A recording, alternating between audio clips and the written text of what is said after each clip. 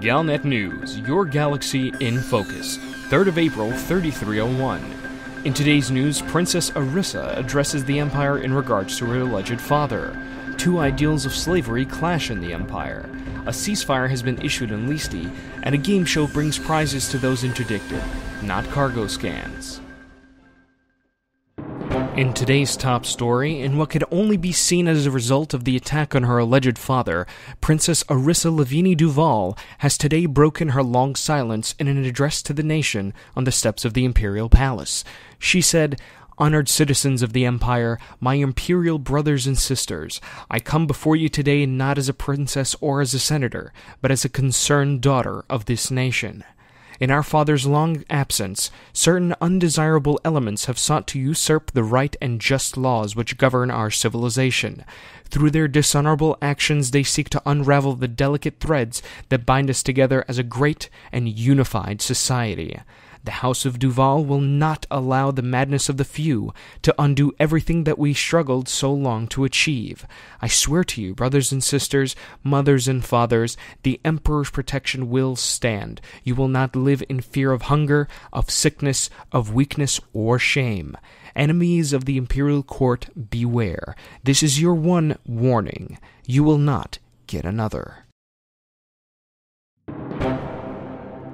In other Imperial news, the fortunes of society's least fortunate may finally be changing this week, as Senator Torval has accepted a challenge to go head-to-head with the Diva Duval, to prove once and for all whose position the citizens of the Empire truly support.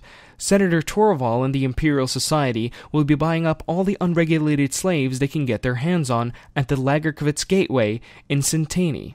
Ailing Duval, in association with Stop Slavery Stupid and the Empire Party, will be accepting donations of Imperial slaves, with the express intention of setting them free at Mackenzie Relay in Samis. If Ailing wins, Senator Torval has sworn to set free any slaves brought to her training centers during the course of the wager. If Senator Torval wins, Ailing has agreed to take on a personal contingent of Imperial slaves for no less than 1 year. Citizens can show their support by signing up to deliver slaves or Imperial slaves to the candidate of their choice at the stations mentioned above. On the Civil War front in Leesti, Galnet News received confirmation on Wednesday that a ceasefire has been signed in Leesti between Reinhard Intellisis and Independent Leesti for Equality. Due to conflicting information coming from the system, Galnet News could not report on the outcome of the Civil War until today. After several days of fighting, it appears that the highly populated George Lucas Station is now under the control of the Reinhard Intellisis Corporation, making it the major controlling faction in the system. Our correspondent in Leesti reports that the battles remained fierce until the very end. Intense dogfights between pilots aligned with each faction were still sighted in conflict zones around the system less than an hour before the ceasefire was broadcasted. This outcome follows a call to arms that was issued earlier this week by a group of Alliance-friendly pilots. They claim to be concerned about the Code's participation in the conflict alongside Reinhard Intellisis, saying the Code has gone too far by getting involved in internal alliance politics. Galnet News has confirmation that this coalition included members, among others, from Adel's Armada, the Alliance Volunteer Front, Cosmic State, Test Mostly Harmless, and Time of Chaos. This last-ditch effort from members of the Pilots Federation was, however, insufficient to change the final outcome of the war. A representative from Code, Commander S7, told Galnet News that their members considered the Alliance of Independent Systems to be a tyrannical faction, ruling its subjects with an iron hand. He justifies this point with the view by claiming that the Alliance system authorities will often pull over innocent traders for no reason, damaging them and their cargo, and will often kill bounty hunters for an accidental swipe of their laser beam. When questioned about the Code's future plans, Commander S7 confidently added, "The Code's dream is to one day see independence and freedom for every system in the Lave cluster that is still being crushed under the boot of the Alliance." As long as it is under the control of the independent Reinhardt Intellisis, Leesti indeed cannot meet the requirements to be considered a member of the Alliance of Independent Systems. The Civil War, however, took its toll on the corporation. It currently holds only 17% influence in Leesti. It is likely going to be challenged in the near future by one of the competing factions in the system.